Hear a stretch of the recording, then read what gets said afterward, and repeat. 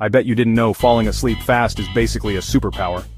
If that's true, I'm still waiting for my cape. Seriously, how do they do it?